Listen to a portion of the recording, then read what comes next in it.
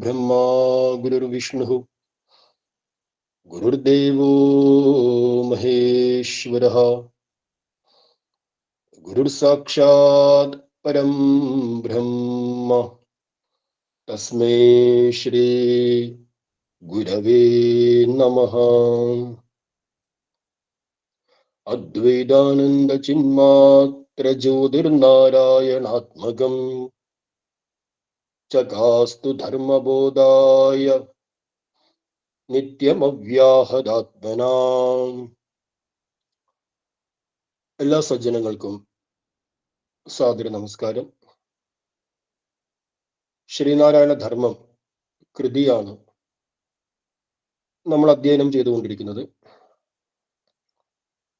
ഈ കൃതിയില് ആദ്യത്തെ 2 അധ്യായങ്ങളിൽ ധർമ്മത്തിന്റെ നിർവചനവും ഗുരുവിന്റെ സമന്വയ ദർശനവും നമ്മൾ ചിന്തിക്കുകയുണ്ടായി. ഇനി തുടർന്നു വരുന്ന അധ്യായങ്ങളിൽ ആദ്യത്തെ അധ്യായത്തിൽ പറഞ്ഞിട്ടുള്ള ഉന്നതമായ ജീവിത ആദർശങ്ങളെ നമ്മുടെ ജീവിതത്തിലേക്ക് എങ്ങനെയാണ് പകർത്തേണ്ടത് എന്നുള്ളതിനെയാണ് ചിന്തിക്കുന്നത്. ഈ ഒരു ഗ്രന്ഥത്തിന്റെ ഏറ്റവും വലിയ സവിശേഷതയും ഇതാണ്. സ്വജീവിതത്തിൽ എപ്രകാരമാണ് ധർമ്മത്തെ നാം അനുഷ്ഠിക്കേണ്ടത്, അനുവർത്തിക്കേണ്ടത്, ഏതേതു വ്യക്തികൾ ഏതേത് തരത്തിൽ അവരവരുടെ ധർമ്മം നിർവഹിക്കണം എന്നുള്ളതെല്ലാം തൃതീയ സർഗം മുതൽ അങ്ങോട്ട് സവിസ്തരം പറയുകയാണ്. സ്വാമി തൃപ്പാദങ്ങള് ധർമ്മം എന്ന പേരിൽ ഒരു ചെറിയ കൃതി, ഒറ്റ ശ്ലോകം മാത്രമുള്ള ഒരു കൃതി രചിച്ചിട്ടുണ്ട്. ആ കൃതിയിൽ ഗുരു പറയുന്നു, ധർമ്മ ഏവ മഹാധനം എന്ന് പറയുന്നുണ്ട്. ധർമ്മം മഹാധനമാണ്, അളവറ്റ ധനമാണ് ധർമ്മം എന്ന് പറയുന്നു. അപ്പൊ ധനം എന്ന വാക്കിലൂടെ, ആ വാക്ക് കേൾക്കുമ്പോഴേ നമുക്ക് നമ്മുടെ എല്ലാവരുടെയും മനസ്സിൽ സ്ഫുരിതമാകുന്ന കാര്യം, ധനം എപ്പോഴും നേടിയെടുക്കേണ്ടുന്ന വസ്തുവാണ്. ധനത്തെ നേടുവാൻ പല വഴികളുണ്ട്. നമ്മുടെ സുകൃതം കൊണ്ട് ധനം നമ്മളിലേക്ക് എത്തിച്ചേരും. നമ്മുടെ പ്രയത്നം കൊണ്ട് ധനം നമ്മളിലേക്ക് എത്തിച്ചേരും. അതായത് നാം ആർജിക്കുകയും നിലനിർത്തുകയും ചെയ്യുന്ന ഒന്നിനെയാണ് ധനം എന്ന് പറയുന്നത്. 10 വർഷം മുമ്പ് നമ്മുടെ അടുത്ത് ഒരുപാട് ധനമുണ്ടായിരുന്നു. ഇന്ന് ജീവിക്കാൻ പോലുമുള്ള ധനമില്ല എന്ന് വരികിൽ നമ്മെ ധനവാൻ എന്ന് പറയില്ല. ഒരാളെ ധനവാൻ എന്ന് വിശേഷണം കൊടുക്കണമെങ്കിൽ ആ വ്യക്തി ധനത്തെ സമാർജിച്ചിരിക്കണം. കൂടാതെ അതിനെ നിലനിർത്തുകയും വേണം. അപ്പോഴേ ആ വ്യക്തി ധനവാനായി തീരുന്നുള്ളൂ. ഇപ്പൊ ഗുരു പറയുന്നു, ധർമ്മം എന്ന് പറയുന്നത് നിങ്ങൾ നേടിയെടുക്കേണ്ടുന്നതും നിലനിർത്തേണ്ടതുമായ ഒരു മഹാധനമാണ് എന്ന് പറയും. നാം നമ്മുടെ ജീവിതത്തിൽ നേടിയെടുക്കേണ്ടുന്ന ഏറ്റവും ശ്രേഷ്ഠമായ ധനം എന്താണ്? ഏറ്റവും ശ്രേഷ്ഠമായ ധനം, അവയെ നമുക്കൊരു പൗരാണിക ഭാഷ കടമെടുത്താൽ, അല്ലെങ്കിൽ നമ്മുടെ പരമ്പരാഗതമായ ശാസ്ത്രങ്ങളെ ചിന്തിച്ച് അവയിൽ നിന്ന് കടമെടുത്താൽ നമുക്ക് മനസ്സിലാക്കാം, നാം നേടിയെടുക്കേണ്ടുന്ന ഏറ്റവും പ്രധാനപ്പെട്ട ധനം പുരുഷാർത്ഥമാണ്. അർത്ഥം എന്ന് പറയുമ്പോൾ ധനം, പുരുഷാർത്ഥം, പുരുഷൈഹി അർത്ഥ്യതേ, പുരുഷനാൽ ആർജിക്കപ്പെടുന്നത്. പുരുഷാർത്ഥമാകുന്ന ധനമാണ് നാം ഏറ്റവും പ്രധാനമായിട്ട് നേടിയെടുക്കേണ്ടുന്നത്. എന്താണ് പുരുഷാർത്ഥം? ധർമാർത്ഥ കാമ മോക്ഷങ്ങളാണ് പുരുഷാർത്ഥം. ധർമ്മം, അർത്ഥം, കാമം, മോക്ഷം. ഈ 4 ധനങ്ങളെ, ഈ 4 സമ്പത്തിനെ ചേർത്തിട്ടാണ് പുരുഷാർത്ഥം എന്ന് പറയുന്നത്. ക്രമത്തിൽ അർത്ഥം, കാമം, ധനം, മോക്ഷം. ഇതിന് 4 പുരുഷാർത്ഥ ചതുഷ്ടയങ്ങൾ എന്ന് പറയും. ഓരോ മനുഷ്യനും അവന്റെ ജീവിതത്തിൽ നേടിയെടുക്കേണ്ടുന്ന ഏറ്റവും വലിയ സമ്പത്താണ് ഈ പുരുഷാർത്ഥങ്ങൾ. അപ്പൊ മനുഷ്യന്റെ ഉള്ളിൽ ഈ ധനം നേടിയെടുക്കാനുള്ള, ധനം സമ്പാദിക്കുവാനുള്ള ഇച്ഛ പ്രബലമായിട്ടുണ്ട്. ഏതൊന്നിനെ സമ്പാദിക്കുവാനുള്ള ഇച്ഛയാണ് ഒരു മനുഷ്യനിൽ ഏറ്റവും പ്രബലമായിരിക്കുന്നത് എന്ന് നമ്മൾ ചിന്തിച്ചു നോക്കുക. ഒരുപാട് കാര്യങ്ങളെ സമ്പാദിക്കുവാൻ, നേടിയെടുക്കാൻ നമുക്ക് എല്ലാവർക്കും ഇച്ഛയുണ്ട്, ആഗ്രഹങ്ങളുണ്ട്.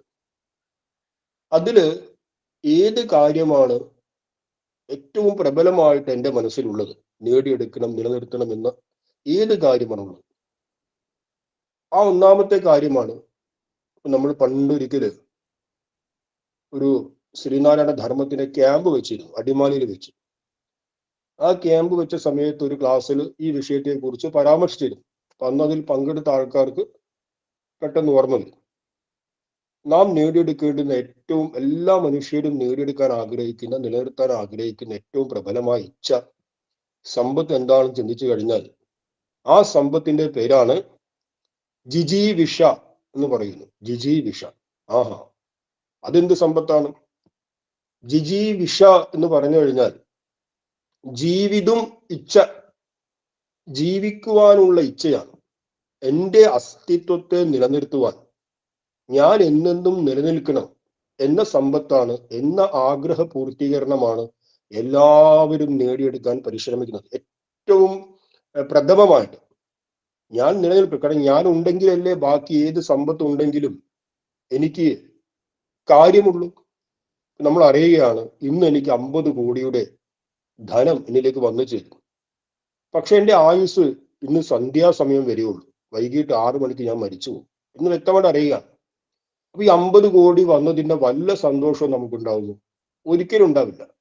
അപ്പൊ അതിലൂടെ മനസ്സിലാക്കാം, 50 കോടിയും തൻ്റെ അസ്തിത്വവും മുമ്പിൽ വെച്ചു കഴിഞ്ഞാൽ ആ അസ്തിത്വം എന്നെന്നും നിലനിൽക്കണമെന്നാണ് എല്ലാവരും ആഗ്രഹിക്കുന്നത്. ഇത്രയും ധനം വന്നിട്ടും അതിന് അനുഭവിക്കാൻ കഴിഞ്ഞില്ലെങ്കിലോ? അതുകൊണ്ട് പ്രഥമമായ എല്ലാവരും നേടിയെടുക്കാൻ ആഗ്രഹിക്കുന്ന സമ്പത്ത് എന്ന് പറയുന്നത് തൻ്റെ അസ്തിത്വം സുരക്ഷിതമായിരിക്കുക, തൻ്റെ അസ്തിത്വം എന്നെന്നും നിലനിൽക്കുക, ഞാൻ ഉണ്ടായിരിക്കുക. ഇതാണ് എല്ലാവരും നേടിയെടുക്കാൻ ആഗ്രഹിക്കുന്ന സമ്പത്ത്. നോക്കൂ, ഈ സമ്പത്ത് കേവലം മനുഷ്യൻ മാത്രമാണോ നേടിയെടുക്കാൻ ആഗ്രഹിക്കുന്നത്? മനുഷ്യൻ മാത്രമല്ല, ലോകത്തിലെ സകല പ്രാണിവർഗങ്ങളും, എല്ലാ പ്രാണികളും, എല്ലാ ജന്തുക്കളും, എല്ലാ ജീവജാലങ്ങളും അവനവന്റെ അസ്തിത്വത്തെ നിലനിർത്തുവാൻ എന്നെന്നും പരിശ്രമിക്കുന്നു. ഒരു കൊച്ചു കീടം ഇങ്ങനെ സഞ്ചരിക്കുന്നു എന്ന് കരുതുക. നമ്മൾ വിരല് അതിൻ്റെ അടുത്തേക്ക് കൊണ്ടുപോയാൽ അത് പേടിച്ച് പിന്മാറും. എന്തുകൊണ്ട്? തൻ്റെ അസ്തിത്വത്തെ നിലനിർത്തുവാൻ, സുരക്ഷിതമാക്കുവാൻ ആ കൊച്ചു കീടവും ആ കൊച്ചു ജീവിയും ആഗ്രഹിക്കുന്നുണ്ട്. അതുകൊണ്ട് നാം നേടിയെടുക്കാൻ ആഗ്രഹിക്കുന്ന ധനങ്ങളിൽ പ്രഥമ സ്ഥാനം എന്താണ്? പ്രഥമ സ്ഥാനം തൻ്റെ അസ്തിത്വത്തെ നിലനിർത്തുക. ഈ സമ്പാദനം എല്ലാ പശുപക്ഷി ജീവജാലങ്ങളും, എല്ലാ മനുഷ്യരും, എല്ലാവരും ചെയ്യുന്നുണ്ട് ഈ കാര്യത്തിൽ. ഇപ്പൊ ലോകത്തിലെ എല്ലാ ജീവികളും ഏത് കാര്യമാണ് സമ്പാദിക്കുന്നത്? പ്രഥമമായിട്ട് അസ്തിത്വത്തെ നിലനിർത്തുക. ഇനി നോക്കൂ, മനുഷ്യന്റെ അസ്തിത്വത്തെ എങ്ങനെ നമുക്ക് നിലനിർത്താൻ സാധിക്കും? മനുഷ്യന്റെ എല്ലാ ജീവജാലങ്ങളുടെ അസ്തിത്വം എങ്ങനെയാണ് നിലനിൽക്കുന്നത്?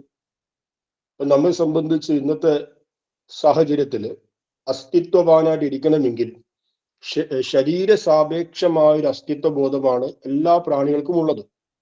മനുഷ്യൻ ഉൾപ്പെടെ എല്ലാ പ്രാണികൾക്കും ശരീരം നിലനിൽക്കുന്നു, അതുകൊണ്ട് ഞാനുണ്ട്.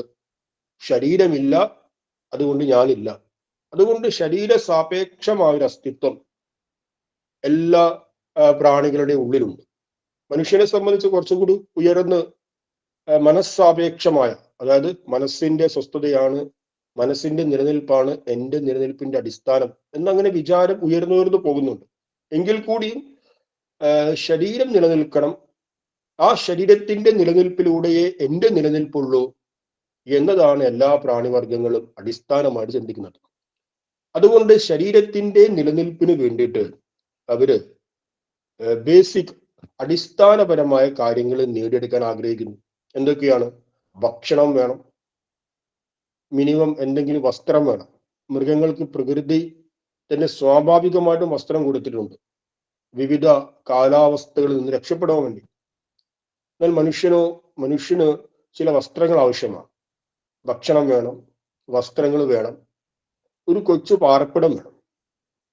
തനിക്ക് മഴയോ വെയിലോ അതിൽ നിന്ന് രക്ഷപ്പെടുവാൻ വേണ്ടി ചെറിയ എന്തെങ്കിലും ഒരു സംവിധാനം വേണം. അങ്ങനെ ഇത്തരം അടിസ്ഥാനപരമായ ആവശ്യങ്ങൾ നേടിയെടുത്തു കഴിഞ്ഞാൽ താൻ നിലനിൽക്കുന്നു എന്ന ബോധ്യം ഒരു മനുഷ്യനുണ്ടാകുന്നു. ഈ അടിസ്ഥാനപരമായ ആവശ്യങ്ങൾ നേടിയെടുക്കാനുള്ള ആ ഇച്ഛ, അഥവാ അതിനെ സമ്പാദിക്കുവാനുള്ള ഇച്ഛയാണ് എന്ത് പറയുന്നത്? അർത്ഥപുരുഷാർത്ഥം എന്ന് പറയുന്നത്. ചിന്തിക്കണം, 4 പ്രകാരത്തിലുള്ള ധനമാണ് നാം നേടിയെടുക്കേണ്ടത്. അർത്ഥം, കാമം, ധർമ്മം, മോക്ഷം. അതില് അർത്ഥപുരുഷാർത്ഥം, അർത്ഥം എന്ന് പറയുന്ന ധനം എന്താണ്?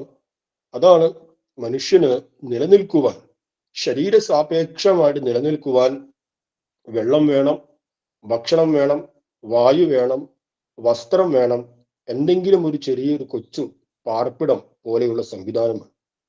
ഇതിനെ നേടിയെടുക്കാൻ എല്ലാ മനുഷ്യരും പരിശ്രമിക്കുന്നു. അപ്പൊ ഈ പരിശ്രമത്തെ, ഈ സമ്പത്തിനെ നേടിയെടുക്കാനുള്ള പരിശ്രമത്തെ, അല്ലെങ്കിൽ ഈ സമ്പത്തിനെയാണ് എന്ത് പറയുന്നത്? അർത്ഥപുരുഷാർത്ഥം എന്ന് പറയുന്നത്. ഇനി നോക്കൂ, മനുഷ്യന് വാസ്തവത്തിൽ നിലനിൽക്കാൻ ഇത്രയും കാര്യങ്ങൾ മതി. അല്പം ജലം വേണം, ജലം ഇഷ്ടം പോലെ കിട്ടാനുണ്ട്. അല്പം ഭക്ഷണം വേണം, മഴയും വെയിലും കൊള്ളാത്ത ഒരു ചെറിയ സംവിധാനം, അത് ഏതെങ്കിലും മരത്തിന്റെ ചോട്ടിലോ കാട്ടിലോ പോയാലും മതി. ഇത്രയും ഉണ്ടെങ്കിൽ ഒരു വ്യക്തിക്ക് സുഖമായിട്ട് ജീവിക്കാം. പക്ഷേ മനുഷ്യന്റെ ഉള്ളിൽ ക്രമേണ ഒരു ആഗ്രഹം ക്രമേണ ഉത്പന്നമാവുകയാണ്. അതായത് താൻ വിശന്നു കഴിഞ്ഞാൽ എന്തായാലും ഭക്ഷണം കഴിക്കുന്നു. ആ ഭക്ഷണം കഴിക്കുന്നതിലൂടെ തന്റെ വിശപ്പ് മാറുന്നു, ശരീരത്തിന് പോഷണം ലഭിക്കുന്നു. പക്ഷെ ആ ഭക്ഷണം കുറച്ചുകൂടെ സ്വാദിഷ്ടമായാൽ എന്താണ് എന്നാഗ്രഹം വരുന്നു. ആ ഭക്ഷണത്തിന് കുറച്ചുകൂടെ സ്വാദ് വേണം, കുറച്ചുകൂടെ രുചിയായിരിക്കണം. അപ്പൊ സ്വാദിഷ്ടമായ ഭക്ഷണത്തെ സമ്പാദിക്കാൻ ആഗ്രഹിക്കുന്നു. ഇവിടെ ശ്രദ്ധിക്കുക, ഇവിടെ ഭക്ഷണം എന്ന് പറയുന്നത് അർത്ഥപുരുഷാർത്ഥത്തിന്റെ വേളയിൽ ഭക്ഷണം എന്ന് പറയുന്നത് ശരീരത്തിന്റെ നിലനിൽപ്പിന്റെ ആധാരമായിരുന്നു. എന്നാൽ ഇവിടെ എന്താണ് ചിന്തിക്കുന്നത്? ശരീരത്തിന്റെ നിലനിൽപ്പ് മാത്രമല്ല, ആ ഭക്ഷണം തനിക്ക് അല്പം ആസ്വാദ്യകരമാകും. അപ്പൊ കുറച്ചുകൂടി ഭക്ഷണത്തില് രുചിഭേദങ്ങളെ കൊണ്ടുവരാൻ ശ്രമിക്കുന്നു. രുചിയില്ലെങ്കിലും ഭക്ഷണം കഴിച്ചാൽ മനുഷ്യൻ നിലനിൽക്കും. പക്ഷെ ആസ്വാദനം എന്ന തലത്തിലേക്ക് ഉയർന്നപ്പോൾ അല്പം രുചിഭേദങ്ങൾ വേണം. അതുകൊണ്ട് ഭക്ഷണത്തിന്റെ ഗുണവും ഘടനയും അല്പം കൂടി വിസ്തൃതമാക്കാൻ മനുഷ്യൻ പരിശ്രമിച്ചു. ഇനി നോക്കൂ, വിശ്രമിക്കാൻ ഒരു കേന്ദ്രം വേണം. നമുക്ക് ഒരു വ്യക്തിക്ക് വിശ്രമിക്കാൻ ഇതിന് മാത്രം സ്ഥലം വേണം. അപ്പോ മനുഷ്യന്റെ ഉള്ളില് ആ വിശ്രമ യോഗ്യമായ സ്ഥലം കുറച്ചുകൂടി പരിഷ്കരിക്കണം. വലിയ വലിയ വീടുകൾ വേണം, വലിയ ആഡംബര ബംഗ്ലാവുകൾ വേണം. അങ്ങനെ തനിക്ക് വിശ്രമിക്കാനുള്ള സ്ഥലം എന്ന പ്രാഥമികമായ ഒരു ചിന്തയിൽ നിന്ന് ആ സ്ഥലം തന്റെ ആസ്വാദനത്തിന് ഉതകണം എന്നൊരു ഘട്ടത്തിലേക്ക് മനുഷ്യന്റെ ചിന്ത കടക്കുന്നു. അതേപോലെ വസ്ത്രം, നമുക്ക് ചൂടിൽ നിന്നും തണുപ്പിൽ നിന്നും രക്ഷപ്പെടുവാൻ കുറച്ച് വസ്ത്രം മതി. പക്ഷെ ആ വസ്ത്രത്തില് ആഡംബരങ്ങൾ വരും. അപ്പൊ ഇങ്ങനെ ആസ്വാദനപരമായി വിഭവങ്ങളെ സമാഹരിക്കുക എന്ന മനുഷ്യന്റെ ആ താല്പര്യത്തെയാണ് എന്ത് പറയുന്നത്? കാമ പുരുഷാർത്ഥം എന്ന് പറയുന്നത്. അർത്ഥപുരുഷാർത്ഥം കഴിഞ്ഞ് രണ്ടാമത്തതാണ് കാമപുരുഷാർത്ഥം. അർത്ഥപുരുഷാർത്ഥത്തിലും കാമപുരുഷാർത്ഥത്തിലും ഒരേ കാര്യങ്ങളെ തന്നെയാണ് സമ്പാദിക്കാൻ ആഗ്രഹിക്കുന്നത്. പക്ഷെ അർത്ഥപുരുഷാർത്ഥത്തിൽ നിലനിൽപ്പിന് അനിവാര്യമായ കാര്യങ്ങളെ നാം നേടിയെടുക്കാൻ ആഗ്രഹിക്കുന്നു. എന്നാൽ കാമപുരുഷാർത്ഥത്തിലാകട്ടെ ആ നേടിയെടുക്കുന്ന കാര്യങ്ങൾ കുറച്ചുകൂടെ ആസ്വാദ്യകരമാക്കാൻ മനുഷ്യൻ ശ്രമിക്കുന്നു. ഇതിനെ കാമപുരുഷാർത്ഥം എന്ന് പറയാം. ഇനി 4മതൊരു പുരുഷാർത്ഥമുണ്ട്, മോക്ഷം എന്നാണ് പറയുന്നത്. ഈ മോക്ഷത്തിന്റെ ഏതെങ്കിലും ഒരു അംശം ഏതെങ്കിലും ഒരു മനുഷ്യനിൽ സ്വാധീനം ചെലുത്തിയാൽ, മോക്ഷം എന്ന് പറയുന്നത് നമ്മൾ ആധ്യാത്മിക ഭാഷയിൽ എല്ലാം ഉപേക്ഷിച്ച് ഈശ്വര സാക്ഷാത്കാരത്തിന് വേണ്ടി ഇറങ്ങുന്ന ഒരവസ്ഥ എന്ന് മനസ്സിൽ കരുതരുത്. അല്ലെങ്കിൽ ഏതെങ്കിലും ഒരു നാം എന്തിനെങ്കിലും പോയി ലയിക്കുന്നു, അങ്ങനെ എന്തോ ഒരു വലിയൊരു ഭാവാത്മകമായ തലത്തിലേക്ക് നമ്മുടെ ചിന്തയെ കൊണ്ടുപോകാതെ മോക്ഷം എന്ന് കേൾക്കുമ്പോൾ ഒരു മനുഷ്യൻ അവന്റെ എല്ലാ ബന്ധനങ്ങളിൽ നിന്നും മാനസികമായിട്ടും വാചികമായിട്ടും ശാരീരികമായിട്ടുമുള്ള സകല ബന്ധനങ്ങളിൽ നിന്നും മുക്തമായി അപരിമിതമായ അനുഭൂതിയിലേക്ക് ഉയരുന്ന ഒരു അവസ്ഥയായിട്ട് മോക്ഷത്തെ കാണും.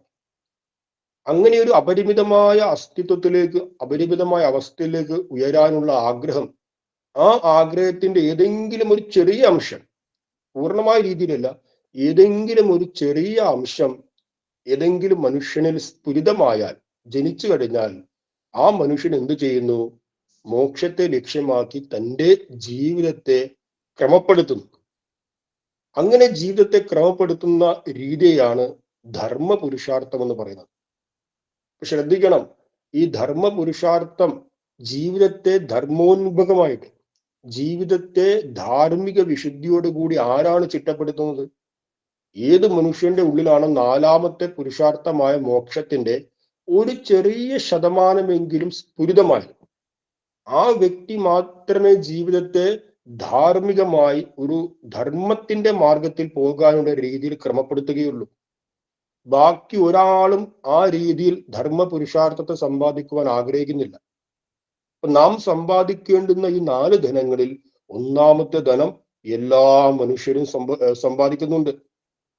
എല്ലാ മനുഷ്യരും എന്ന് മാത്രമല്ല, സകല പ്രാണികളും സമ്പാദിക്കുന്നുണ്ട്. ഈ ഒന്നാമത്തെ ധനത്തെ സമ്പാദിക്കുവാനാണ് എല്ലാവരും പരിശ്രമിക്കുന്നത്. ഇനി രണ്ടാമത്തെ ധനം കാമപുരുഷാർത്ഥം, അത് മനുഷ്യനിൽ മാത്രമേ പ്രായണ കാണാൻ സാധിക്കൂ. മൃഗത്തിനും ആസ്വാദനം ഇഷ്ടമാണ്, പക്ഷെ അത് ആസ്വാദനത്തിന്റെ പുറകെ ഒരിക്കലും പോകാറില്ല.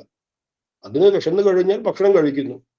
ആ ഭക്ഷണം അല്പം അതിന്റെ പ്രിയ ഭോജനമാണെങ്കിൽ, അതിനിഷ്ടമുള്ള ഭക്ഷണമാണെങ്കിൽ സന്തോഷം, അല്ലെങ്കിലും കുഴപ്പമില്ല. മൃഗത്തെ സംബന്ധിച്ച് കാമപുരുഷാർത്ഥം, കാമമാകുന്ന ധനത്തെ സമ്പാദിക്കേണ്ട കാര്യമില്ല, സമ്പാദിക്കുവാനുള്ള ഇച്ഛ അവരിലില്ല. അപ്പൊ എല്ലാ പ്രാണിവർഗങ്ങളും സമ്പാദിക്കുവാൻ ആഗ്രഹിക്കുന്ന ധനം എന്ന് പറയുന്നത് അർത്ഥപുരുഷാർത്ഥമാണ്. മനുഷ്യനാകട്ടെ കാമപുരുഷാർത്ഥത്തെയും നേടുവാൻ ആഗ്രഹിക്കുന്നു. ഈ കാമപുരുഷാർത്ഥത്തിൽ നിന്ന് മാറി ധർമ്മം എന്ന് പറയുന്ന മഹാധനത്തെ നേടുവാൻ, ആ ധനത്തെ ആർജിക്കുവാൻ ആരാണ് പരിശ്രമിക്കുന്നത്? ഏത് മനുഷ്യന്റെ ഉള്ളിലാണോ ജീവിതത്തെ ഈശ്വര സാക്ഷാത്കാരത്തിലേക്ക് ഉയർത്തണം, അല്ലെങ്കിൽ ഭഗവത് ഭക്തിയിലേക്ക് ഉയർത്തണം, അല്ലെങ്കിൽ ഒരു വിശുദ്ധമായ ഒരു ആദർശത്തെ പിൻപറ്റി ജീവിക്കണം, ഈ മനുഷ്യരാശിക്ക് മുഴുവൻ നന്മ പ്രദാനം ചെയ്യുന്ന മഹത്തായ ഒരു ദർശനത്തെ, മഹത്തായ ഒരു പ്രത്യയശാസ്ത്രത്തിന് വേണ്ടി തൻ്റെ ജീവിതം ക്രമപ്പെടുത്തണം. അങ്ങനെ ഉയർന്ന ഒരു ദർശനം, ഉയർന്ന ഒരു ആശയം, അതിന് നമുക്ക് മൊത്തം മോക്ഷം എന്ന പേര് കൊടുക്കാം. ആ ആശയം ഏത് മനുഷ്യന്റെ ഉള്ളിൽ സ്ഫുരിതമാകുന്നു, ചെറിയ രീതിയിലെങ്കിൽ, ആ വ്യക്തി മാത്രമേ ധർമ്മമാകുന്ന ധനത്തെ സമ്പാദിക്കുവാൻ ശ്രമിക്കുകയുള്ളൂ. ഈ മോക്ഷം എന്ന് പറയുന്നതിന്റെ ആ സ്ഫുരണം നമ്മുടെ ഉള്ളിൽ ഉണ്ടായിട്ടില്ലെങ്കിൽ ആ വ്യക്തി ഒരിക്കലും ധർമ്മമാകുന്ന ധനത്തെ സമ്പാദിക്കാൻ പരിശ്രമിക്കില്ല, അവന്റെ ജീവിതത്തെ അപ്രകാരം ക്രമപ്പെടുത്തില്ല, അർത്ഥകാമ പുരുഷാർത്ഥങ്ങളിൽ മാത്രം ഒതുങ്ങി നിൽക്കുന്നു.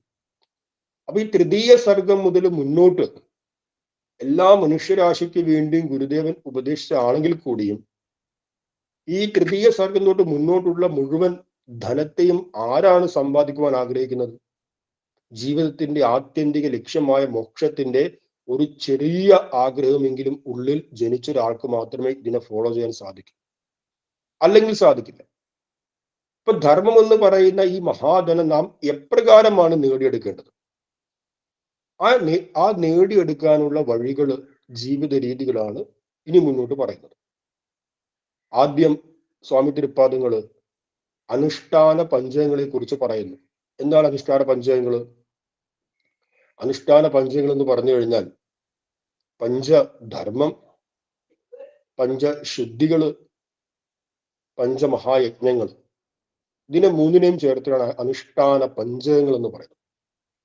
ഈ അനുഷ്ഠാന പഞ്ചകങ്ങളെ ആചരിക്കുക എന്നുള്ളത് തന്നെയാണ് ധർമ്മമാകുന്ന ധനത്തെ നേടിയെടുക്കുക എന്നതിന്റെ അർത്ഥവും. ഈ അനുഷ്ഠാന പഞ്ചകങ്ങളിൽ ആദ്യമായിട്ട് 5 പ്രകാരത്തിലുള്ള ധർമ്മങ്ങളെ കുറിച്ച് ഗുരു പറയുന്നു. അപ്പൊ തൃതീയ സർഗം സാമാന്യ ധർമ്മ നിരൂപണം, ശ്ലോകം 67. ഗുരുരുവാച അഹിംസാ സത്യമസ്തേയ തദൈവ വ്യഭിചാരിത തദൈവ അവ്യഭിചാരിത മദ്യസ്യ വർജനം ചൈവം പഞ്ചധർമാ സമാസതഃ. ഒന്നുകൂടെ ചൊല്ലാം. അഹിംസാ സത്യമസ്തേയസ്തദൈവ വ്യഭിചാരിത മദ്യസ്യ വർജനം ചൈവ പഞ്ചധർമാ സമാസതഃ. 5 പ്രകാരത്തിലുള്ള ധർമ്മങ്ങളെ നാം നേടിയെടുക്കണം. എന്തൊക്കെയാണ്? അഹിംസ, സത്യം, അസ്തേയം. അസ്തേയം എന്ന് പറയുമ്പോൾ പരദ്രവ്യം അപഹരിക്കാതിരിക്കുക. അവ്യഭിചാരം, വ്യഭിചാരത്തിലേക്ക് പോകാതിരിക്കുക. മദ്യസ്യ വർജനം, മദ്യവർജനം, മദ്യം ഉൾപ്പെടെയുള്ള സകല ലഹരി പദാർത്ഥങ്ങളെയും പരിപൂർണമായിട്ടും ത്യാഗം ചെയ്യുക. ഇതിനെ ചുരുക്കത്തിൽ എന്തു പറയുന്നു? പഞ്ചധർമ്മങ്ങൾ എന്ന് പറയുന്നു. അഹിംസ, സത്യം, അസ്തേയം, അവ്യഭിചാരം, മദ്യവർജനം. അപ്പൊ ഇതിൽ ഓരോന്നിന്റെയും ക്രമത്തെയാണ്, ഓരോന്നിന്റെ നിർവചനത്തെ മുന്നോട്ട് പറയുന്നത്. ആദ്യമായിട്ട് അഹിംസയുടെ നിർവചനം പറയുന്നു. അഹിംസ പരമോ ധർമ്മ സർവധർമ്മേഷു സുബ്രത ബുദ്ധാദയോ മഹാത്മാനോ യാപുഃ പരമം പദം. ഒന്നുകൂടി ചൊല്ലാം. അഹിംസ പരമോ ധർമ്മ സർവധർമ്മേഷു സുബ്രത ബുദ്ധാദയോ മഹാത്മാനോ യാപുഃ പരമം പദം. സർവധർമ്മേഷു പരമഃ ധർമ്മ അഹിംസ. സർവധർമ്മങ്ങളിലും നാം നേടിയെടുക്കാൻ ആഗ്രഹിക്കുന്ന ധർമ്മങ്ങളിൽ വെച്ച് ഏറ്റവും ശ്രേഷ്ഠമായ ധർമ്മം എന്താണ്? അഹിംസയാകുന്നു. യയാ സുബ്രത ബുദ്ധാദയ മഹാത്മനഃ. ആരാണോ സുവ്രതന്മാർ, നല്ല വ്രതശാലികളുമായിട്ടുള്ള ബുദ്ധനെ തുടങ്ങിയുള്ള മഹാത്മാക്കള്, അവരെല്ലാം ശ്രേഷ്ഠമായ പദത്തെ പ്രാപിച്ചത് ഈ അഹിംസയെ ധർമ്മമായിട്ട് സ്വജീവിതത്തിൽ അനുഷ്ഠിച്ചത് കൊണ്ടാണ് എന്ന് പറയുന്നു. സർവധർമ്മങ്ങളിലും വെച്ച് ശ്രേഷ്ഠമായ ധർമ്മം അഹിംസയാണ്. അഹിംസാ ധർമ്മം കൊണ്ട് ബുദ്ധൻ തുടങ്ങിയ മഹാത്മാക്കൾ ശ്രേഷ്ഠമായ അവസ്ഥയെ പ്രാപിച്ചു. പരമം പദം. എന്താണ് പരമം പദം? ആ ശ്ലോകത്തിൽ കാണാൻ സാധിക്കും. പരമം പദം ആപുഹു. പരമമായ പദത്തെ പ്രാപിച്ചു. ഈ പരമമായ പദമാണ് ധർമാർത്ഥ കാമമോക്ഷങ്ങളിൽ അവസാനത്ത് വരുന്ന മോക്ഷം. അതായത് നാം നേടിയെടുക്കേണ്ടുന്ന സമ്പാദ്യങ്ങളിൽ ഏറ്റവും ശ്രേഷ്ഠമായ ഒരു സമ്പാദ്യമാണ് മോക്ഷം. ആ മോക്ഷത്തിലേക്ക് ഉയരുന്നത് ധർമ്മം എന്ന് പറയുന്ന ഈ ആചരണത്തെ അനുഷ്ഠിച്ചത് കൊണ്ടാണെന്ന് പറയുന്നു. ഏത് ആചരണത്തെ? മുഖ്യമായിട്ടും അഹിംസയെ. ബുദ്ധൻ തുടങ്ങിയ മഹാത്മാക്കള് ശ്രേഷ്ഠമായ പദത്തെ അഹിംസയിലൂടെ പ്രാപിച്ചു എന്ന് പറയാൻ കാരണം ഒരു ആശയത്തെ അതിനെ പ്രായോഗിക തലത്തിൽ കൊണ്ടുവന്ന് ജീവിത വിജയത്തിലേക്ക് ഉയർന്ന മഹാത്മാക്കൾ ഉണ്ടാകുമ്പോഴേ നമുക്ക് ആ ആശയത്തെ അനുവർത്തിക്കുവാൻ സാധിക്കും. നമ്മൾ ഒരു വലിയ ദർശനത്തെ, പ്രത്യയശാസ്ത്രത്തെ കേൾക്കുന്നു, അതിനെ സ്വജീവിതത്തിൽ പകർത്തുവാൻ ആഗ്രഹിക്കുന്നു. ആ പകർത്തുവാൻ ആഗ്രഹിക്കുന്നതിന്റെ വലിയൊരു പ്രേരണ എന്താണ്? ഇതേ പ്രത്യയശാസ്ത്രത്തിൽ, ഇതേ ദർശനത്തിൽ പൂർവസൂരികളായ നമ്മുടെ പൂർവികര് അവർ മുന്നോട്ട് പോവുകയും അവരതിലൂടെ ഏറ്റവും ഉയർന്ന ജീവിത വിജയത്തെ നേടിയെടുക്കുകയും ചെയ്തു. അത് നമ്മുടെ മുമ്പിൽ പ്രമാണമായി ഉള്ളത് കൊണ്ടാണ് നമ്മളും ഈ മാർഗത്തെ അനുവർത്തിക്കുന്നത്. അല്ലാതെ ഒരാളും ഈ മാർഗത്തിലൂടെ പോയി രക്ഷപ്പെട്ടിട്ടില്ല. അപ്പൊ ആരെങ്കിലും ഈ മാർഗം പിന്തുടരുമോ? ഇല്ലല്ലോ. അതുകൊണ്ടാണ് ബുദ്ധനെ പോലുള്ള മഹാത്മാക്കള് അവര് അഹിംസയെ ഒരു വ്രതമായി സ്വീകരിച്ച് അതിലൂടെ ലോകത്തെ ജയിച്ചു, ലോകത്തെ കീഴ്മേൽ മറിച്ചു എന്ന് പറഞ്ഞിട്ടുള്ളത്. ബുദ്ധന്റെ കാലഘട്ടത്തില് ഭാരതത്തില് യജ്ഞ സംസ്കാരത്തിന് വലിയ ഒരു പ്രസക്തിയുള്ള ഒരു കാലഘട്ടമായിരുന്നു. ഈ ഗ്രന്ഥത്തിന്റെ ആമുഖത്തിൽ യജ്ഞ സംസ്കാരത്തെ കുറിച്ച് നമ്മൾ പറഞ്ഞിരുന്നു. വൈദിക യാഗ യജ്ഞ കർമ്മകാണ്ഡങ്ങൾ അത് ഭാരതത്തിൽ വളരെയധികം സ്വാധീനം ചെയ്യപ്പെട്ടിരുന്നു. പക്ഷെ ഏതൊരു ദർശനവും ക്രമേണ സാമൂഹ്യ തലത്തിലേക്ക് വ്യാപിക്കുമ്പോൾ അതിൻ്റെതായ ചില ന്യൂനതകളും സംഭവിക്കും. അതുകൊണ്ട് ശ്രേഷ്ഠമായ വൈദിക യാഗയജ്ഞങ്ങളിൽ ക്രമേണ മൃഗബലി തുടങ്ങിയ അനാചാരങ്ങൾ കടന്നു വന്നു. മൃഗങ്ങളെ വെട്ടി ഹോമകുണ്ടത്തിൽ സമർപ്പിച്ചു കഴിഞ്ഞാൽ രാജാവിന് സ്വർഗം കിട്ടും.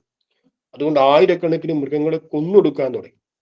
അപ്പൊ മൃഗങ്ങളെ കൊന്നൊടുക്കാൻ തുടങ്ങി എങ്ങും ആരാധനയുടെയും യാഗയജ്ഞങ്ങളുടെയും പേരിൽ ഹിംസ വ്യാപകമായി നടമാടി.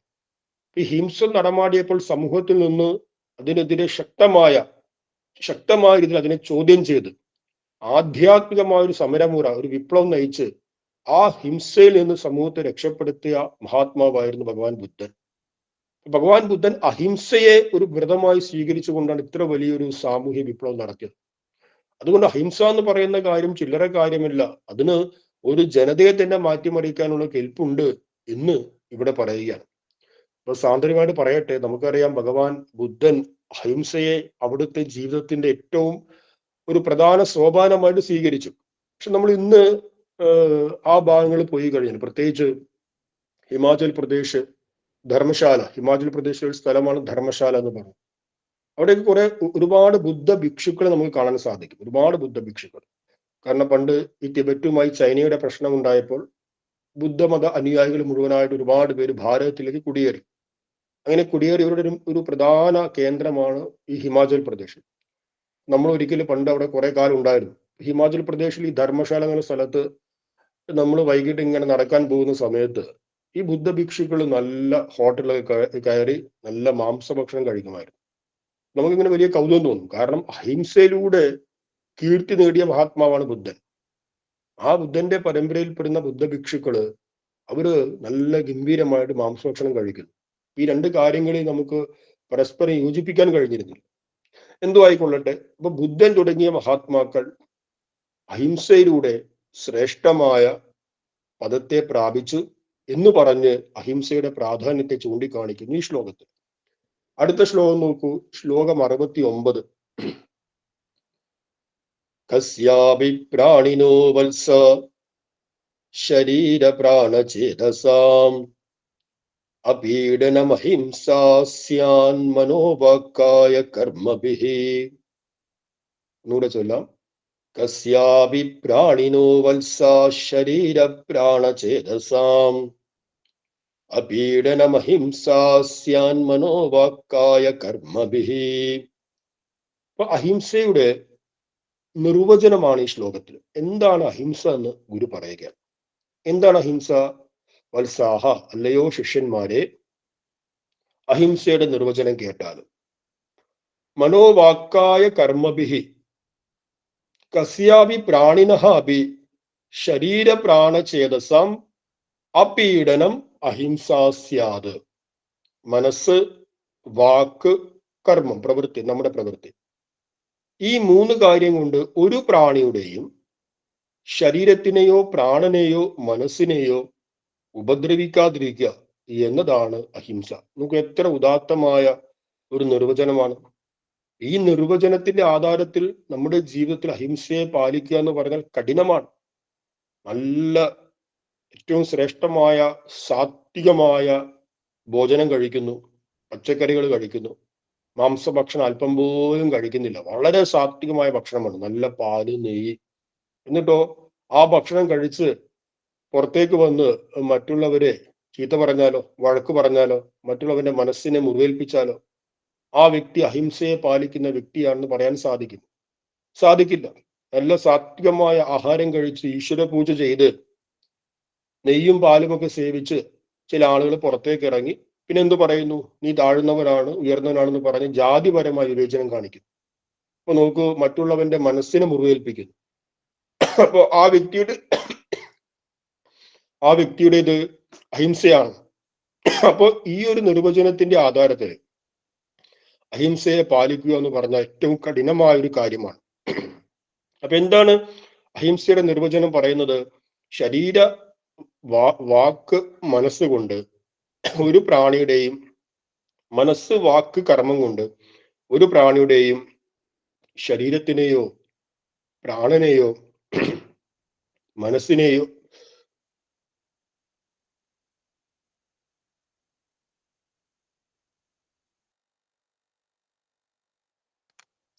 മനസ്സിനെയോ മുറിവേൽപ്പിക്കാതിരിക്കുക. അപ്പൊ പ്രായയുടെ നമുക്ക് ഈ അർത്ഥങ്ങളൊക്കെ നമുക്ക് പെട്ടെന്ന് മനസ്സിലാക്കാൻ കഴിയുന്നതാണ്.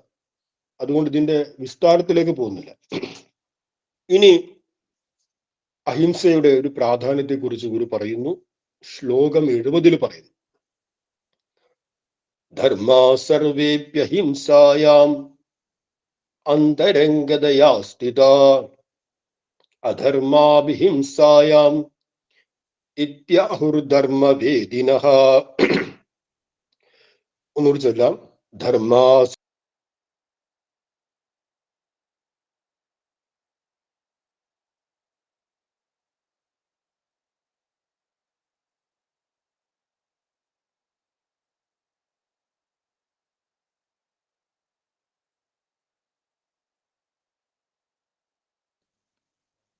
അഹിംസയുടെ പ്രാധാന്യത്തെ കുറിച്ചാണ് ശ്ലോകം 70 പറയുന്നത്.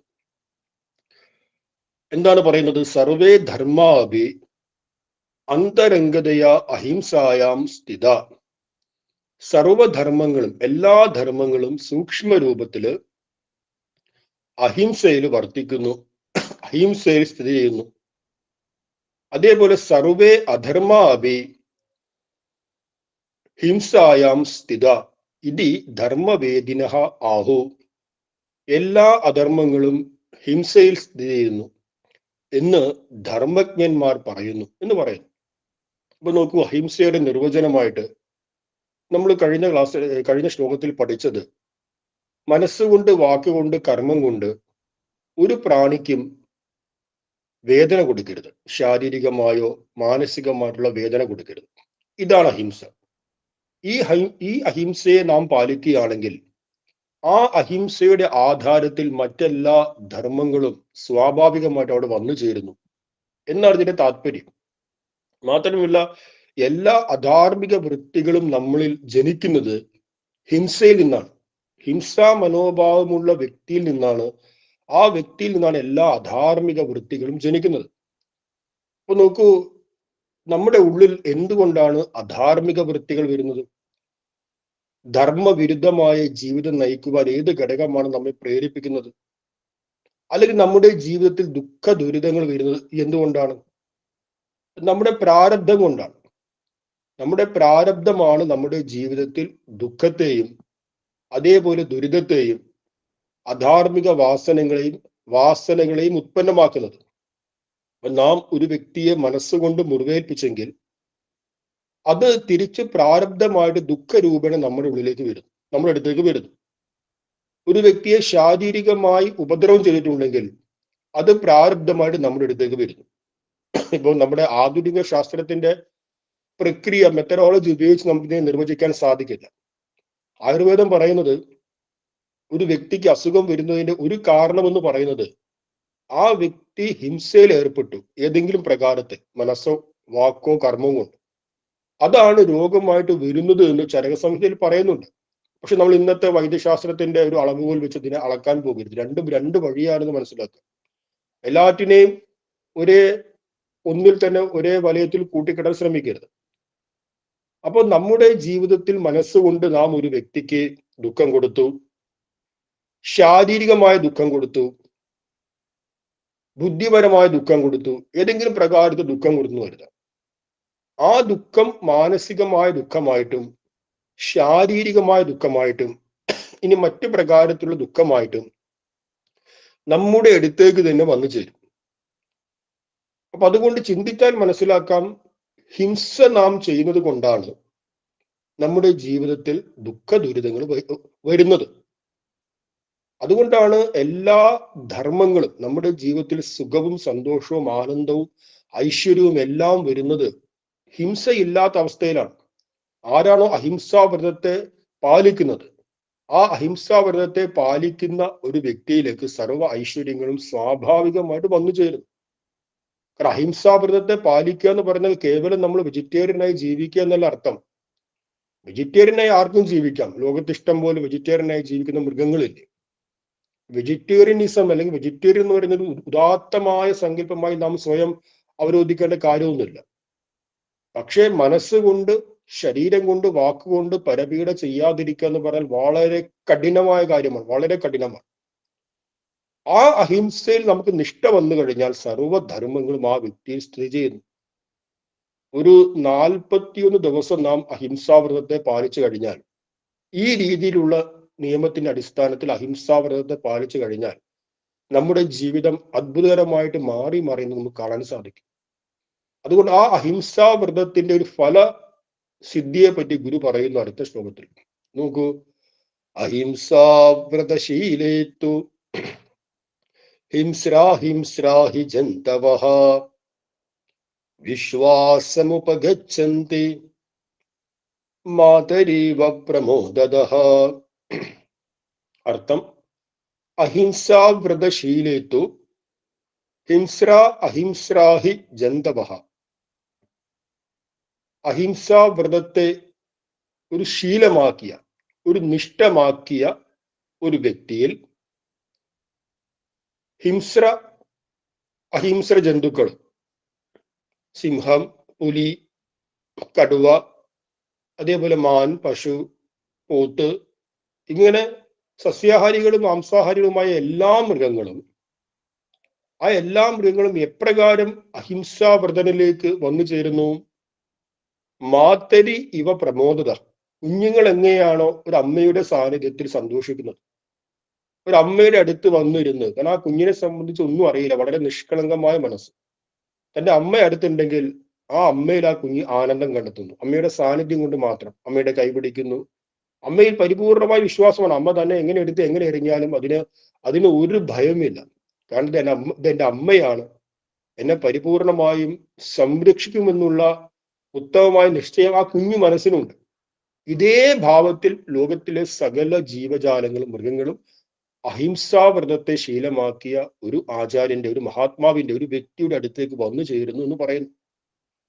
നമ്മളത് ചില ദൃഷ്ടാന്തങ്ങൾ നമ്മൾ കണ്ടത്, നമ്മുടെ കേരളത്തിലൊക്കെ നമ്മൾ പോകുന്ന സമയത്ത് ഈ പട്ടികള്, തെരുവ് നായ്ക്കള്, അതേപോലെ എന്തിനു പറയുന്നു, പശുക്കൾ വരെ അല്പം അഗ്രസീവായിരിക്കും. ഈ തെരുവ് നായ്ക്കൾ, തെരുവ് പശുക്കൾ കേരളത്തിൽ കാണുന്നില്ല. എന്നാൽ വടക്കേ ഇന്ത്യയിൽ, പ്രത്യേകിച്ച് ഉത്തരാഖണ്ഡ് തുടങ്ങിയ സ്ഥലങ്ങളിൽ നമ്മൾ തെരുവ് നായ്ക്കള് അവരൊരിക്കലും അക്രമാസക്തരല്ല. വളരെ ആര് വന്നു കഴിഞ്ഞാൽ വളരെ ശാന്തമായി സ്നേഹത്തോടു കൂടി അവരോട് പെരുമാറുന്നു, ഇടപെടുന്നു. കാരണം പ്രത്യേകിച്ച് ഉത്തരാഖണ്ഡിന്റെ പല സ്ഥലത്തും 100% സസ്യാഹാരികളാണ് ഗ്രാമീണരും ജനങ്ങളും മൊത്തം. പല സ്ഥലങ്ങളിൽ നമുക്ക് മാംസാഹാരത്തിന്റെ ആയ ഒരു കടകൾ പോലും കാണാൻ സാധിക്കില്ല. ഇവിടെ വളരുന്ന തെരുവ് നായ്ക്കൾ റൊട്ടി, പാലെല്ലാം കഴിച്ചാണ് വളരുന്നത്. അത് അവിടുത്തെ നാട്ടുകാരും സസ്യാഹാരികള്, അത് കഴിച്ച് വളരുന്ന ഈ മൃഗങ്ങളും സസ്യാഹാരികള്. അതുകൊണ്ടൊരു കേരളീയനോ അല്ലെങ്കിൽ മറ്റോ ആ പ്രദേശത്തേക്ക് പോകുമ്പം തെരുവ് നായയുടെ ആകാരവും കാണപ്പെട്ടെന്ന് ഭയക്കുമെങ്കിലും അത് വളരെ ഒരു പാവം പൂച്ചക്കുഞ്ഞിനെ പോലെ നമ്മുടെ അടുത്ത് വന്ന് നമ്മുടെ പെരുമാറും. ഈ ഉദാഹരണം ഒരിക്കലും ഇതുമായിട്ട് ചേർത്ത് വെച്ച് ചിന്തിക്കേണ്ട, ജസ്റ്റ് മനസ്സിലാകാൻ വേണ്ടി പറഞ്ഞത് മാത്രമേ ഉള്ളൂ.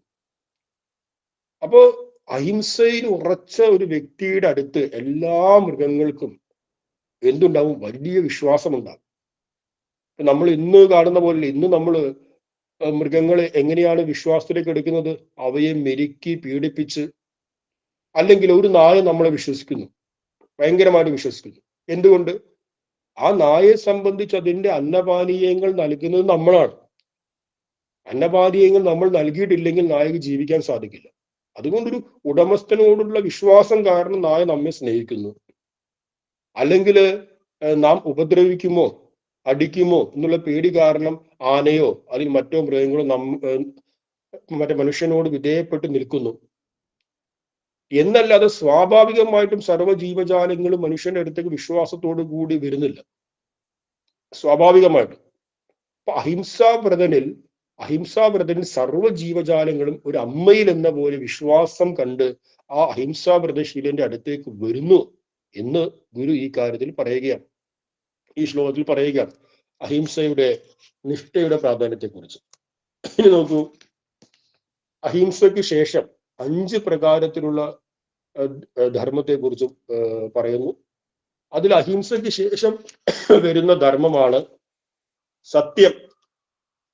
എന്താണ് സത്യം? സത്യത്തെക്കുറിച്ച് 72-ാമത്തെ ശ്ലോകത്തിൽ പറയുന്നു.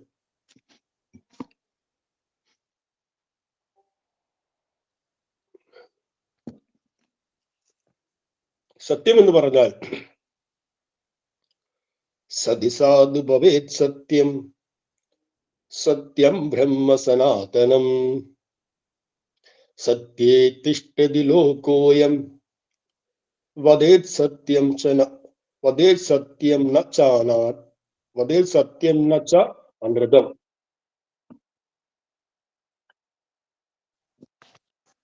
കേൾക്കാമോ?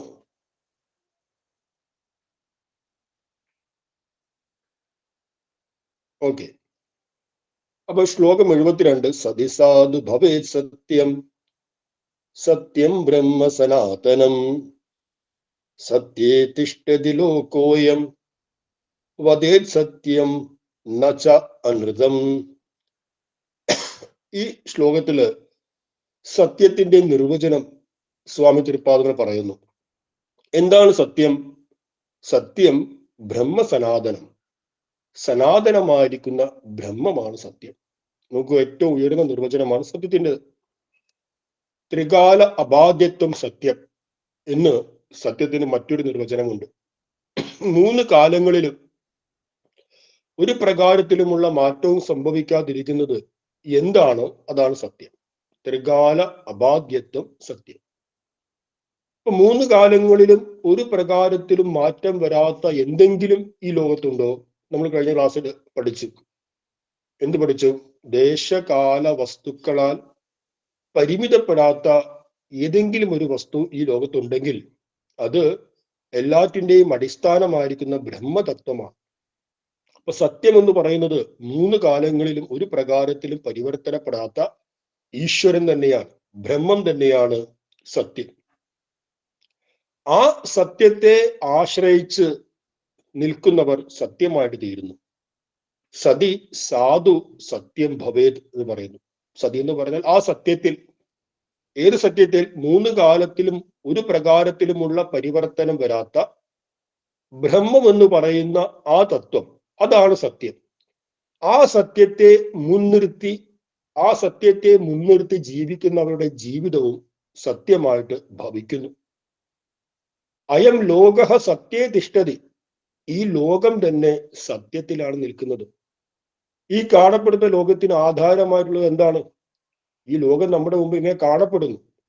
ആ കാണപ്പെടുന്ന ലോകം ഏതൊരു സത്യത്തിന്റെ ആധാരത്തിൽ നിൽക്കുന്നു? ബ്രഹ്മതത്വത്തിന്റെ. കാരണം ഈശ്വരൻ അടിസ്ഥാനമായിട്ടുള്ളത് കൊണ്ടാണല്ലോ ഈ ലോകം ഇങ്ങനെ വർദ്ധിക്കുന്നത്. ആ ഈശ്വരൻ തന്നെയാണ് സത്യം. അതുകൊണ്ടാണ് ഈ ലോകം സത്യത്തിൽ നിൽക്കുന്നു എന്ന് പറയുന്നത്. ഈ ലോകത്തിന്റെ നിലനിൽപ്പ് തന്നെ സനാതനമായിരിക്കുന്ന ആ സത്യത്തിലാണ്. അതുകൊണ്ട് ഈ ലോകമേ നിലനിൽക്കുന്നത് സദ്വസ്തുവിലാണെങ്കിൽ നമ്മുടെ ജീവിതത്തിൽ സത്യത്തെ നാം ആചരിക്കണം. അനൃതം ആചരിക്കരുത്. എന്താണ് അനൃതം? അസത്യം. അസത്യം എന്ന് പറയുമ്പോൾ നാവ് കൊണ്ട് കളവ് പറയുക എന്നത് മാത്രമല്ല അർത്ഥം. മറിച്ച് സത്യത്തിന് വിപരീതമായ രീതിയിൽ അനൃതമായൊരു ജീവിതം, അസത്യപൂർണമായൊരു ജീവിതം ജീവിക്കരുത് എന്ന് പറയുന്നു. അപ്പൊ ഈ ശ്ലോകത്തിന് താല്പര്യം നോക്കൂ. സത്യം സനാതനമായ ബ്രഹ്മമാകുന്നു. ഗുരുവിന്റെ വളരെ പ്രസിദ്ധമായൊരു വാക്യമാണ്. സത്യം സനാതനമായൊരു ബ്രഹ്മമാകുന്നു, സനാതനമായ ബ്രഹ്മമാകുന്നു. ഈ ലോകം സദ്വസ്തുവിലാണ് നിലനിൽക്കുന്നത്. അതിനാൽ ഈ ലോകത്തിന്റെ നിലനിൽപ്പ് തന്നെ സത്യത്തിലായതുകൊണ്ട് ജീവിതത്തിൽ നാം സത്യത്തെ അനുസന്ധാനം ചെയ്യണം. കള്ളം ഒരിക്കലും പറയാൻ പാടില്ല, ഒരു കാരണവശാലും. അതിന് എത്ര വലിയ ന്യായീകരണം പറഞ്ഞാലും കള്ളം ഒരു കാരണവശാലും പറയാൻ പാടില്ല എന്ന് സ്വാമി തിരുപ്പാദങ്ങൾ നമ്മോട് നിർദ്ദേശിക്കുന്നു. ഇനി ഇങ്ങനെ ഈ രീതിയിൽ സത്യത്തെ ആചരിച്ചു കഴിഞ്ഞാൽ, ആ സത്യത്തിൽ നിഷ്ഠ വന്നു കഴിഞ്ഞാൽ എന്താണ് ഫലം എന്നതിനെ കുറിച്ച് ശ്ലോകം 73 പറയുന്നു. നോക്കൂ. യസത്യപരവാൻ നിത്യം സത്യേ യോഗീവ വർത്തതേ,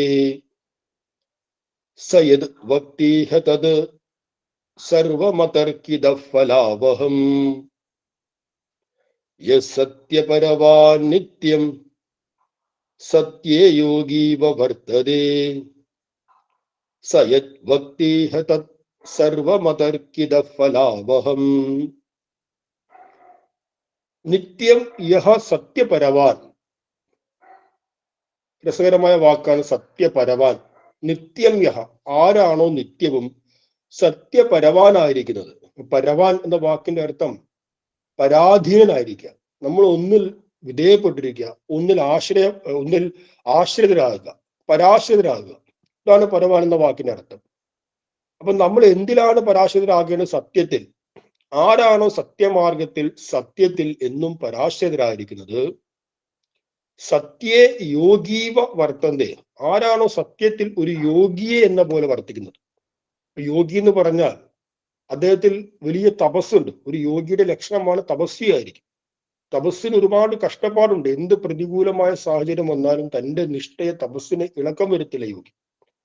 യോഗിയിൽ സംയമന ശക്തിയുണ്ട്. അപ്പൊ ആ യോഗിയെ എന്നതുപോലെ സത്യത്തെ ആചരിക്കുന്നത്, അതേപോലെ സത്യത്തിൽ ആശ്രിതമായിരിക്കുന്നത്, സഹ ഇഹ യത് ഭക്തി തത് സർവം അതർക്കിത ഫലാവഹം. അങ്ങനെ ഒരു വ്യക്തി ഇവിടെ എന്തു പറഞ്ഞാലും അത് സത്യമായിട്ട് തീരും എന്ന് പറയുകയാണ്. എന്ത് പറഞ്ഞാലും ഈ രീതിയിൽ സത്യത്തെ നമ്മുടെ ജീവിതത്തിൽ ആചരിക്കുവാൻ സാധിച്ചു കഴിഞ്ഞാൽ നമുക്ക് വാക് സിദ്ധി കൈവരും. പിന്നെ നാം എന്താണോ പറയുന്നത് അത് സത്യമായിട്ട് തീരും. അതുകൊണ്ട് മഹാത്മാക്കളുടെ വാക്ക്, മഹാത്മാക്കളുടെ വചനം അത് എന്നും ഇവിടെ സത്യമായിട്ട് ഭവിച്ചിട്ടുണ്ട്. നമ്മൾ ചിന്തിച്ചാൽ മതി. നമ്മുടെ ഓരോ മഹാത്മാക്കളുടെ ചരിത്രം പഠിക്കുമ്പോഴും അവരുടെ സങ്കല്പം, അവരുടെ വാക്കുകൾ അത് പിന്നീട് ഫലരൂപത്തിലൂടെ വന്നു. എന്തുകൊണ്ട്?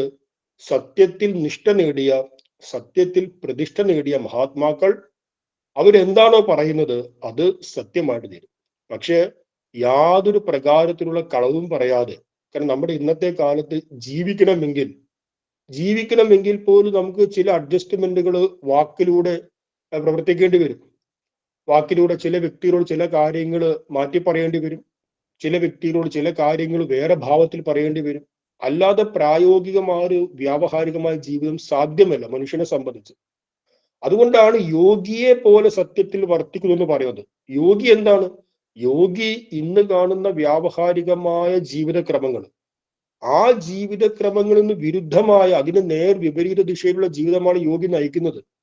കാരണം ഇന്നത്തെ വ്യാവഹാരിക ജീവിതം ഇന്ദ്രിയോന്മുഖമാണ്. എല്ലാവരെയും ഇന്ദ്രിയങ്ങളുടെ ആസ്വാദന തലത്തിലേക്ക് കൊണ്ടുപോകുമ്പോൾ ആ ഇന്ദ്രിയങ്ങളുടെ ആസ്വാദന തലത്തിൽ നിന്ന് പിറകോട്ടുള്ള യാത്രയാണ് ഒരു യോഗി തന്റെ ജീവിതമാക്കി എടുത്തിരിക്കുന്നത്.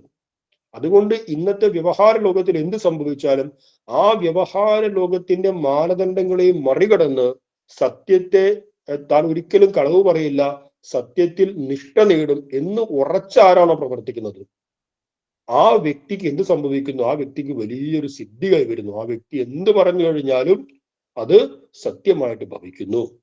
യദ് ഭക്തി തത് സർവം അതർക്കിത ഫലാവഹം. അതർക്കിതമാണ്. ഒരു പ്രകാരത്തിലുമുള്ള സംശയത്തിനോ തർക്കത്തിനോ ചാൻസ് ഇല്ല. നിശ്ചയമായിട്ടും സത്യത്തിൽ പ്രതിഷ്ഠ നേടിയ ഒരാളുടെ വാക്ക് സത്യമായിട്ട് തീരും എന്ന് പറയുന്നു. പണ്ടൊരു ധർമ്മപത്നി തന്റെ ഭർത്താവിനെ പരിചരിച്ച് സത്യത്തിൽ വലിയ പ്രതിഷ്ഠ നേടി. അപ്പൊ ഒരാൾ പറഞ്ഞു, നാളെ സൂര്യൻ ഉദിക്കുന്നതിന് മുമ്പ് നിന്റെ ഭർത്താവ് മരിച്ചിരിക്കുന്നു പറഞ്ഞു. ഓഹ്, അങ്ങനെയാണ്. ഉടനെ ആ പത്നി പറഞ്ഞു, എങ്കിൽ സൂര്യൻ ഉദിക്കേണ്ടെന്ന് പറഞ്ഞു. സൂര്യൻ ഉദിച്ചില്ല. വലിയ പ്രശ്നമായി, വലിയ ചർച്ചയായി. ദേവന്മാരെല്ലാം കോൺഫറൻസ് കൂടി, മീറ്റിംഗ് കൂടി, ആകെ പ്രശ്നമായി. കാരണം സൂര്യൻ ഒരു 10 സെക്കൻഡ് നേരത്തേക്കെങ്കിലും മാറി നിന്നാൽ ലോകത്ത് എന്ത് അനർത്ഥം ഉണ്ടാവും? സൂര്യന് പോലും ഉദിക്കാനും കഴിഞ്ഞില്ല. എന്തുകൊണ്ട്? ആ ധർമ്മപത്നിയുടെ സത്യം, ഒരു യോഗിയെ പോലെ ആ ധർമ്മപത്നി സത്യത്തിൽ ഉറച്ചു നിന്നുകൊണ്ട് ഈ പ്രകൃതി നിയമങ്ങൾ പോലും അതിന് വിധേയപ്പെട്ടു. അപ്പൊ നോക്കൂ, സത്യത്തിന് എത്രമാത്രം ഉയർന്ന ഒരു അവസ്ഥയുണ്ടെന്ന്. ഇനി പഞ്ചധർമ്മങ്ങളിൽ വരുന്ന അടുത്തൊരു ധർമ്മമാണ് അസ്തേയം. സ്തേയം എന്ന് പറയുമ്പോൾ മോഷണം, അസ്തേയം എന്ന് പറയുമ്പോൾ മോഷണം ചെയ്യാതിരിക്കുന്നതാണ് അർത്ഥം. അസ്തേയത്തിന്റെ നിർവചനമായിട്ട് ഗുരുദേവൻ എന്തു പറയുന്നു? നമുക്ക് ആ നിർവചനം മാത്രം പഠിച്ച് ബാക്കി അടുത്ത ക്ലാസ്സിൽ ചർച്ച ചെയ്യാം. പരസ്വാഹൃതി തച്ചിന്താവർജിതാസ്തേയ സംജിത തദസ്തേയ പ്രതിഷ്ഠായാം രത്നോപസ്ഥാനമുച്യതേ. ഇതിൽ ആദ്യത്തെ വരി, ശ്ലോകത്തിൽ ആദ്യത്തെ വരി നോക്കൂ. പരസ്വ ഒരു വരിയാണ്, ആഹൃതി ഒരു വരിയാണ്, തത്ത് ഒരു വരിയാണ്, ചിന്ത. ഈ തത്ത് ചിന്ത എന്നുള്ള ചേർന്നാണ് തച്ചിന്ത എന്നുള്ള വാക്കായിട്ട് മാറിയത്. സ്തോഹോസ്റ്റു നാസ്തു എന്നൊരു നിയമമുണ്ട് വ്യാകരണത്തിൽ. തകാരത്തിന് ശേഷം ചകാരം വന്നാൽ തകാരവും ചകാരമായിട്ട് മാറും. അപ്പൊ തത്തിലെ ത് എന്നുള്ളത് തകാരമാണ്, ചിന്തയിലെ ച എന്നുള്ളത് ചകാരമാണ്. അപ്പൊ ആ തായും ചായും ചേർന്ന് ഒരു ചായിട്ട് മാറി. അതുകൊണ്ട് തച്ചിന്ത എന്ന് പറയുമ്പോൾ തത് ചിന്ത എന്ന് മനസ്സിലാക്കണം. പരസ്വ ആഹൃതി തത് ചിന്ത വർജിത അസ്തേയ സംജിത. സംജിത എന്ന് പറഞ്ഞാൽ അതിന്റെ ഡെഫിനിഷൻ, അസ്തേയം എന്ന് പറയുന്നതിന്റെ ഡെഫിനിഷൻ എന്താണ് പറയുന്നു? പരസ്വ ആഹൃതി തത് ചിന്താവർജിതം. പരസ്വ എന്ന വാക്കിനർത്ഥം അന്യന്റെ ധനം എന്നാണ്. പരസ്വ എന്ന് പറഞ്ഞാൽ പരൻ എന്ന് മാത്രമുള്ള അർത്ഥം. പരസ്വ സ്വ ചേർന്നുകൊണ്ട് അന്യന്റെ ധനം, സ്വത്ത്, സമ്പാദ്യം ഇതിനെല്ലാം ചേർന്ന് പറയുന്നതാണ് പരസ്വ. ആഹൃതി എന്ന് പറഞ്ഞാൽ അപഹരിക്കുക, ആ ധനത്തെ അപഹരിക്കണം. തത് ചിന്ത എന്നുള്ള ചിന്തയെ വർജിത ഒഴിവാക്കുക. ഇതിനെയാണ് അസ്തേയം എന്ന് പറയുന്നത്. ഈ അസ്തേയ പ്രതിഷ്ഠ എന്തു പറയുന്നു? രത്നോപസ്ഥാനം എന്ന് പറയുന്നു. ഇപ്പൊ എല്ലാ ധർമ്മങ്ങളെയും നാം ആചരിക്കുന്നു, അതിൽ നമുക്ക് സിദ്ധി കൈവരുന്നു. എന്നാൽ അസ്തേയം എന്ന് പറയുന്ന ഈ ധർമ്മമാകട്ടെ രത്നത്തിന്റെ സ്ഥാനമാണ്, ഏറ്റവും ഉയർന്ന സ്ഥാനമാണ്. ആരാണോ അസ്തേയത്തിൽ പ്രതിഷ്ഠ നേടുക ആ വ്യക്തിക്ക് ഏറ്റവും ഉയർന്ന സ്ഥാനം ലഭിക്കുന്നു. അല്ലെങ്കിൽ അസ്തേയ പ്രതിഷ്ഠ എന്ന് പറയുന്ന ധർമാചരണം രത്നത്തിന് സമാനം ഉയർന്ന മൂല്യമുള്ളതാണെന്ന് പറയുന്നു. അപ്പൊ നോക്കൂ, ഇപ്പൊ നമ്മൾ ചിന്തിക്കുന്നു അസ്തേയം അത് ഞാൻ വളരെ ഈസി ആയിട്ട് ഞാൻ ചെയ്യുന്ന കാര്യമല്ല. എൻ്റെ ജീവിതത്തിൽ ഞാൻ ആരുടെയും ധനമൊന്നും മോഷ്ടിക്കുന്നില്ല. ഞാൻ എൻ്റെ ജീവിതത്തിൽ ഇന്നേ വരെ ഒരാളുടെ ഒരു പണം പോലും മോഷ്ടിച്ചിട്ടില്ല. പിന്നെ എങ്ങനെയാണ് ഈ അസ്തേയം എന്ന് പറയുന്നതിന് ഇത്ര വലിയൊരു പ്രാധാന്യമുള്ളത്? എല്ലാവരും ഈ ലോകത്തെ എല്ലാ മനുഷ്യരും സ്വാഭാവികമായിട്ട് നല്ല മനുഷ്യരൊക്കെ ചെയ്യുന്ന കാര്യം തന്നെയല്ലേ. പക്ഷെ നോക്കൂ, അസ്തേയം എന്ന് പറഞ്ഞാൽ മറ്റുള്ളവന്റെ ധനത്തെ ആഗ്രഹിക്കുക എന്ന് പറഞ്ഞാൽ കേവലം അവന്റെ പണത്തെ, സ്വത്തിനെ ആഗ്രഹിക്കുക എന്നുള്ളത് മാത്രമല്ല, മറിച്ച് മറ്റൊരു വ്യക്തിയുടെ പദവിയെ ആഗ്രഹിക്കുന്നത് പോലും സ്ഥേയമാണ്.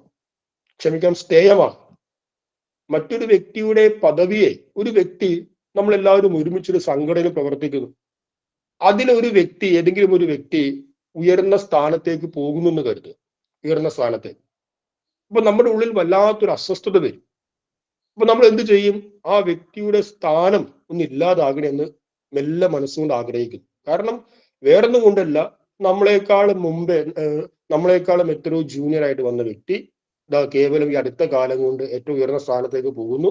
അയ്യോ അത് ശരിയാകില്ല. അപ്പൊ ആ വ്യക്തിയുടെ സ്ഥാനം ഇല്ലാതാകണമെന്ന ഒരു സൂക്ഷ്മ ചിന്ത, അല്ലെങ്കിൽ മറ്റുള്ളവന്റെ ഉയർച്ചയിൽ നമ്മുടെ ഉള്ളിൽ ഉണ്ടാകുന്ന ഒരു സൂക്ഷ്മ ചിന്ത, ആ ഉയർച്ച ഇല്ലാതാകണം.